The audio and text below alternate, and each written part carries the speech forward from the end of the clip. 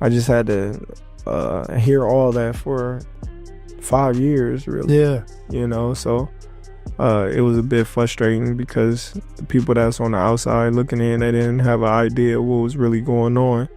But they was just, you know, making up stuff, and the media and other people that believed them was just going with it. Yeah. So once we got the fight over with, it was just like a sign of relief. And before we go into that fight, obviously... I haven't talked about that yet. Okay, let's talk about this. Terence Crawford's a great champion as well. Yeah. You're a great champion. Yeah. First time you've seen him in a while. What did you guys tell each other tonight? Nah, he just said something. So I don't know. Let's do it from one. I like this. I like this. You best in the business. I like been around this long. Let's do it from one. I like this. So he know fight. Errol Spence has started enjoying boxing again after training in the gym with Terence Crawford to prepare for Crawford's fight against Canelo-Alvarez. Could happen. I mean, why not? If Crawford want to challenge himself to be great, let him try to be great. You know, so you know what I'm saying, I'm with it. So you know, I'll be going for Bud. You know, if he fight Canelo, I'll be going for him. I mean, I don't know if he gonna win or lose, but I'll definitely be going for him. While training with Crawford in the gym, Spence told a reporter that he plans to make his boxing comeback later this year, but he didn't share any more details. In 25, y'all gotta stop capping on me, man. The only reason I look 08 in that picture is because I had on like 3 sweaters that's cold as fuck in Japan. Like, stop it with this shit, man. I stay fit, man. You did? Yes, sir. However, fans were excited to see the two together. One fan wrote, "Respect to two of the best 147-pounders in history." Another commented, "I don't want a Spence versus Crawford rematch anymore, but I do want to see Spence make a comeback. Losing to Crawford doesn't mean he's bad. He's still got some boxing left in him." Bud Crawford and Errol Spence Jr. for providing us an unbelievable night of boxing here in Las Vegas. A third fan added, "Spence has needed to spice things up in the 154-pound division. We need more action there, and I hope he's fit enough."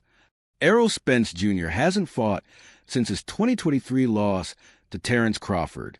Many believe Spence and Crawford were evenly matched, but Crawford dominated the fight, giving Spence a first. I want to fight him coming off an accident like that, because when I beat him, then y'all gonna say it was because of the accident. Right. He fight. He beat Danny Garcia. I was in the crowd. I said, nah, he can't beat me. That's the first time I seen Spence fight live. I said. So you knew then when you seen that? I'm like yeah, because you know it's different on TV than when you watching it. Spence Jr. hasn't returned to action since his 2023 loss to Terence Crawford. As an athlete was drinking. His post drew a reaction from Gervonta Davis, who fights Lamont Roach tonight. Spence wrote, "Worst thing I did to myself was drinking. If you're an athlete, focus on the end goal. Hopefully, it leads to a better situation for you and your loved ones." Aside from his loss to Crawford, Spence has had an impressive career, but his last performance increased the number. The fight, but I just felt like, you know, he came prepared and he was ready and he fought a good fight. Yeah, he was awkward. He was patient. He was determined. He stuck to his game plan, and he did what he had to do to. More recently, Spence was in talks for a fight against WBC and WBO super welterweight champion Sebastian Fonder, but that never happened after several delays.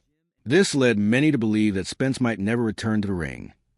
Crawford, on the other hand, has reached new heights. The Nebraskan is now scheduled to fight Canelo-Alvarez in September.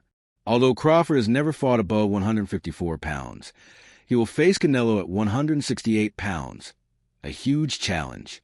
However, Spence is confident that Crawford can handle it. Spence said there's a chance the 37-year-old could beat the unified super middleweight champion. It could happen. Why not?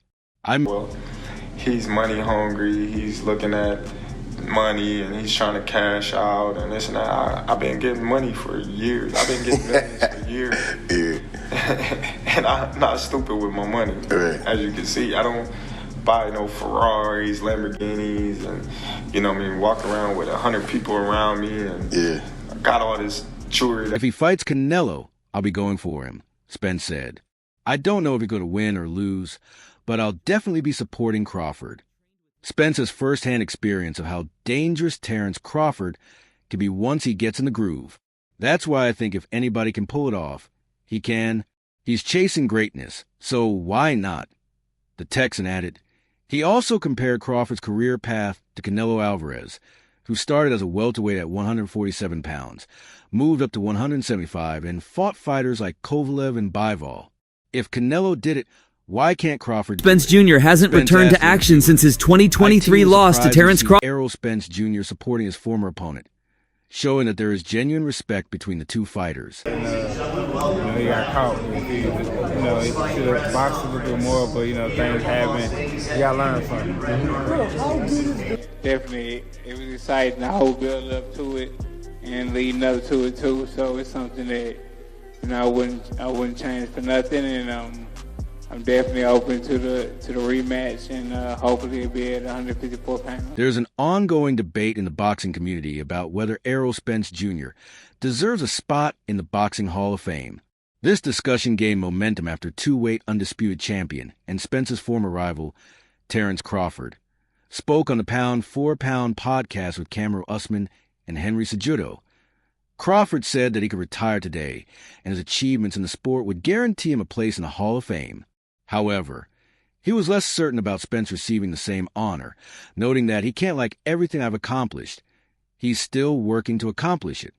When asked further, Crawford began listing Spence's achievements so far. About Canelo right now, but if the fight come across the table, I definitely take that fight. I feel like 165, 168, that's more my natural weight, and it's a lot easier for me to make.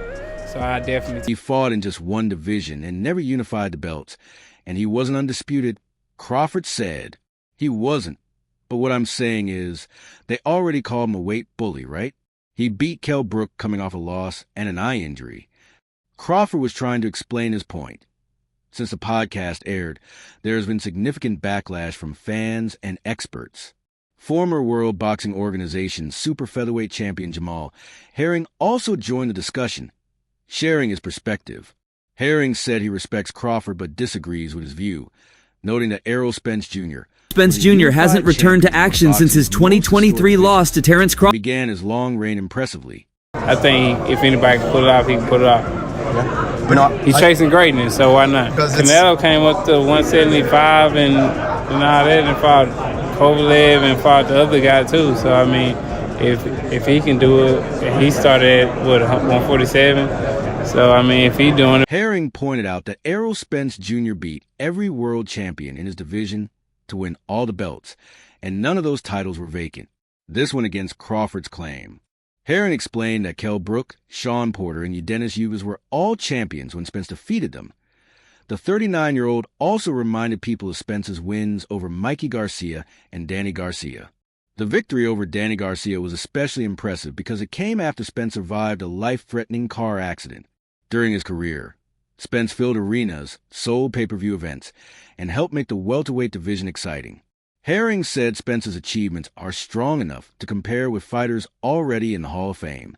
Losing one fight to one of the best boxers in the sport doesn't erase those accomplishments. He believes Spence is definitely a Hall of Fame-worthy point one of Spence's past opponents. Dennis Ugas also shared his thoughts. Spence and Ugas fought in April 2024, and Spence won by a 10th-round technical knockout, injuring Ugas' eye in the process. Despite the loss, Ugas had no bad feelings towards Spence. In a tweet, Ugas said that even if Spence retired today, he would still be a Hall of Famer. Like Herring, Ugas praised Spence for coming back from his car accident and eye surgery to win titles again. He called Spence's career an incredible story of overcoming challenges. Ugas said it was an honor to fight him and hoped Spence will return to boxing, adding, "Fighters are opponents, not enemies." Since Crawford won the WBO welterweight title in his first fight at 147 pounds in June 2018, a TKO win over Jeff Horn, fans had wanted him to face Spence. But rival promoters delayed the matchup for years. The Hall of Fame debate started after Terence Crawford defeated Errol Spence Jr. on July 29, 2023, at the T-Mobile Arena in Las Vegas in front of 19,990 fans.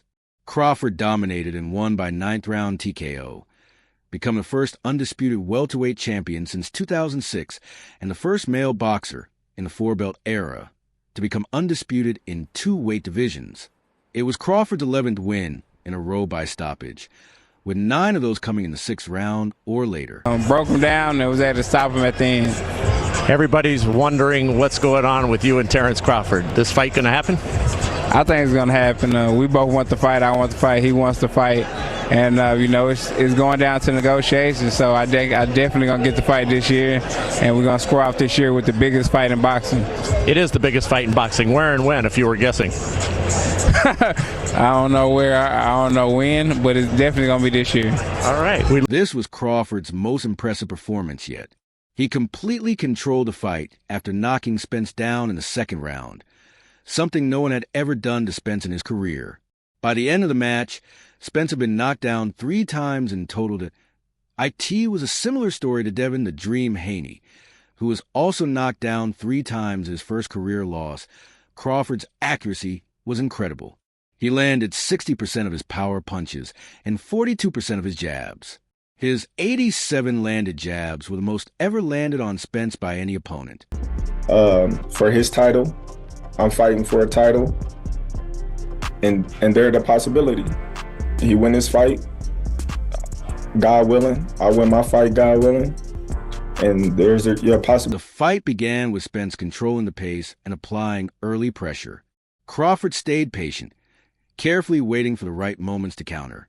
Late in the 1st round, Spence overextended once, and Crawford immediately caught him with a strong left hand.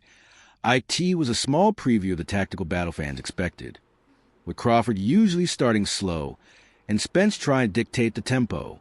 In the 2nd round, Spence continued using movement, a steady jab, and constant pressure to create problems for Crawford.